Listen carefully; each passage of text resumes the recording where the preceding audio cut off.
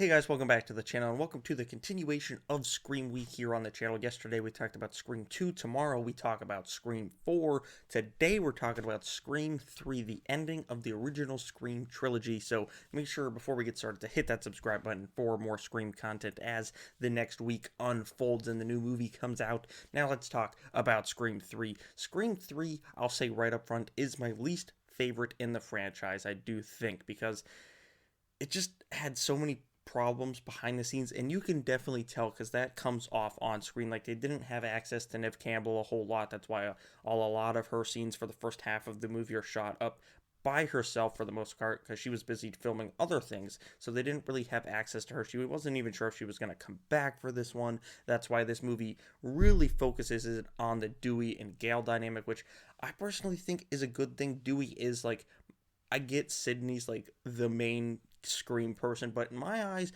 it's always been Dewey. Dewey's like the Scream mascot in the best way possible. I feel like David Arquette represents this franchise. You know, when he does his pro wrestling stuff, he incorporates Scream. Like, I really feel like he's the one out there waving the Scream flag proudly after all this time, more than anyone else. So I was glad to see this one really focus in on that Dewey and Gale dynamic. And if you watched my Scream 2 review, I said that they tuned up the meta-ness to a whole nother level. This film blows that film out of the freaking water with the meta-ness. This whole movie takes place on the Stab 3 set. So you get like actual Dewey and Stab 3 Dewey, actual Gale, character Gale, and Parker Posey as like Stab 3's Gale is incredible. Such a good performance from her in this film.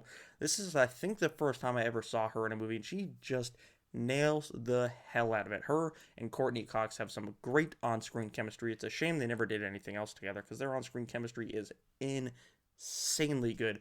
Patrick Warburton comes in as this. You might know him as Joe Swanson. Hey, Peter. Yeah, he comes up. Terrible impression. He comes into this as Parker Posey's, bodyguard of sorts. He's great. Small role, but he's damn good as well. You get, again, a lot of famous celebrity cameos. You get it just like the first Scream. You get a Wes Craven cameo in this. You get Jay and Silent Bob. They officially exist in the Scream universe. Maybe they'll come back for the next Scream and get killed off or something. Who knows? That'd be kind of fun. I don't think that's going to happen, but it is kind of funny that we get a Jay and Silent Bob, since they were filming Jay and Silent Bob Strike Back at the same lot at the same time as this film.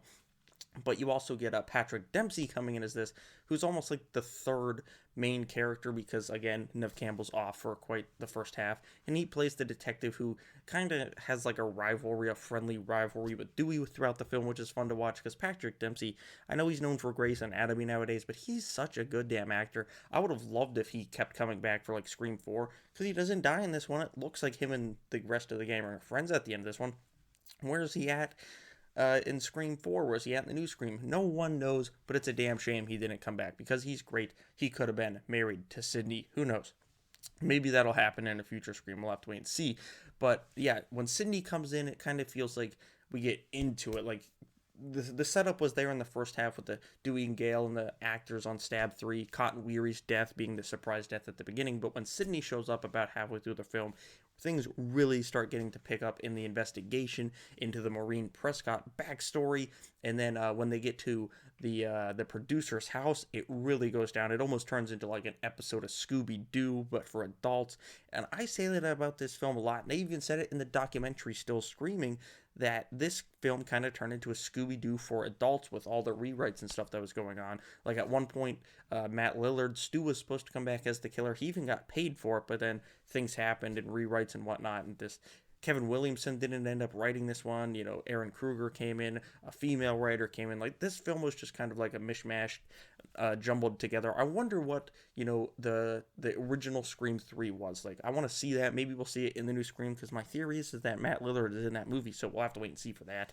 But I do like this film. Like I said, it's probably my least favorite in the franchise, but I still like it. It's just not as good as the first two, in my opinion. Scream 3, again, is like an adult episode of Scooby-Doo. Lots of red herrings, lots of cool cameos. If you love the meta-ness in their first two Screams, this one really ramps it up. So you might love this one. This one might be your favorite. You'll have to let me know down in the comments below. But for me, Scream 3 gets a 7 out of 10. This film is a serviceable sequel, but it's just not the end to a trilogy that I would have been hoping for at the time of release. But thankfully, we've had Scream movies come after this. But if this was the end of the franchise, it kind of would have felt like a little bit of a wet fart. There's good things in this movie, but it's just not as good as the first two. But those are my thoughts on Scream 3. Let me know what you thought of the film down in the comments below. Make sure you guys tune in for Scream 4 tomorrow, and the big one, the new Scream, on Thursday later in the evening. I'm going to see it at 7 o'clock, so sometime Thursday night, Scream review here on the channel, and that